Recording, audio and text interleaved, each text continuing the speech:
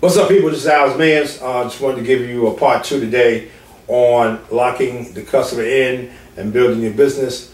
One of the things we talked about last time was how to bring customers in and how to build clientele. And of course, we talked about doing that in the street and going out and talking to customers and giving out flyers. I mean, that's the old way. That's the way that we were brought up doing. But we're in a new age now, this new electronic age, this new internet, gateway that you open up a whole world of friends and customers. And the best way to build an organization and to build a customer base is to build it through a social network or through a warm market. What I call a warm market is people who feel like they know you. Okay, a cold market is people who you meet in the street. When you were in the mall, when you were out there in the street giving out flyers, that's a cold market. It gets no colder than that. You talking to people you don't know. And then to say, could you come see me? I'm a barber. That's a cold market. It's a hard sell. They don't know you. They don't know what you can do. They don't know who you are. You could be crazy, man. So you got to understand that's a hard sell. But if you're using the internet, if you're using the social networks like Facebook, MySpace, YouTube, if you're using those social networks, Twitter, there's a way to build a complete organization very quickly, and it not be a problem, it not be a situation where people feel pressured. I mean, you don't want to come on and say, "Hey, I'm a barber, hey, come see me."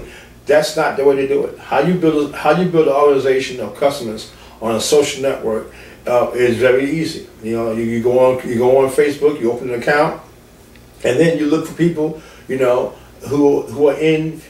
do what you do, do barbering, and then you look for people, who are just maybe in the advertising or maybe in the entertainment field, and you make friends with these people in your neighborhoods. You find out the area that that you live in and this and that, and you find out everybody that's in that area. What I did was I plugged in, to a game. It was a big game, weekly game company. They have games all over the city in different places. They have a game night, and they would play Monopoly and Twister, and they had about 4,000 friends that would come to these games all over the city. And so I became a friend of this game company, and then I began to make friends with those people. And of course, I'm a barber. These are professional people who had good jobs, people who were working, people who had families. And I wouldn't just come in and say I'm a barber, but I would just come in and ask to be their friend. And they would, yes, okay. So now I got a new friend. And then, from time to time, I'll put up a picture of one of my cuts. And they would say, "Hey, you did that?" I said, "Yes." I said, "You a barber?" "I didn't know you were a barber." I said, "Yeah, I'm a barber." And then they would look through all my work and see my portfolio and see this what I did. And next thing I know, when can I come see you?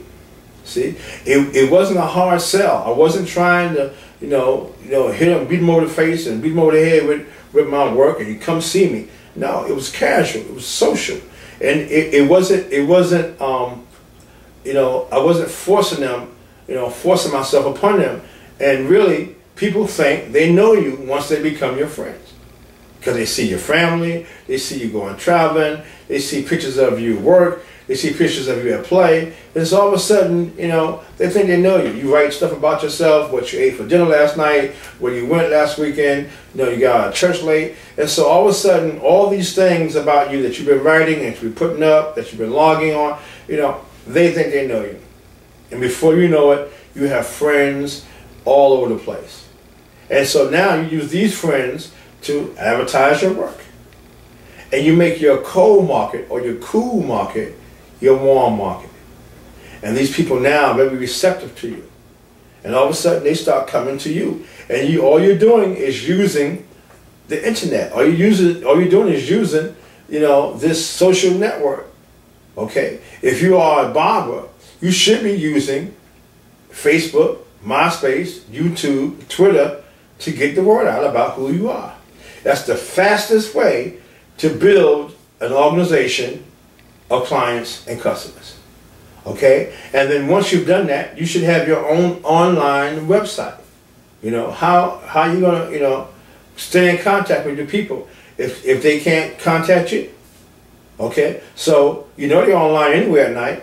So yeah, go open a Ning account, you know, ning.com, or and open a website, or Wix, wix.com, and build a website. You know, they can be built real cheap, and very inexpensive. They're very easy to build, and you know, you can use it like a, you know, the Ning, you can use it like a social network. You know, you can have them come on and join and be friends, and all your customers can know each other and send pictures back and forth and upload music and pictures and everything, and you can stay in touch with them. If you're going on vacation, if you're going away for the weekend on a business, you can just make one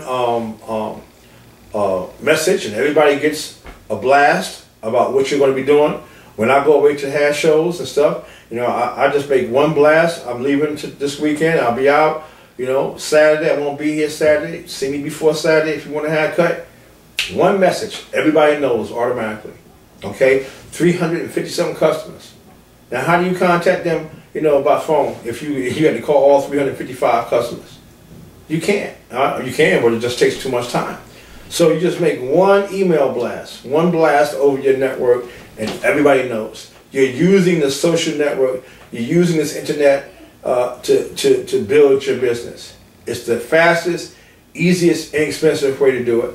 You're not buying any flyers, you're not spending no time out in the street. You know, all it takes is about 2 or 3 hours a night, you know, to build, to get it established. And once it gets established, you just monitor it and keep it going.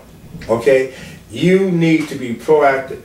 If you're not on the internet, if you're not on the internet building your business on the social networks, you're wasting your time. If you only use the social networks to meet girls and to meet guys, you just missing it. Okay? You know, you have plenty of time to meet girls and guys if you make some money. Okay? But right now you need to focus on building your business. You know, taking pictures of your haircuts, of your hairdos. When you finish a haircut, you finish a hairdo, take a picture of it. Make sure that you document it so that you can put it online. You can let people see what it is you do. People need to be able to see. We just visual people. We need to be able to see what it is that a person does. And then, of course, you can move on to video.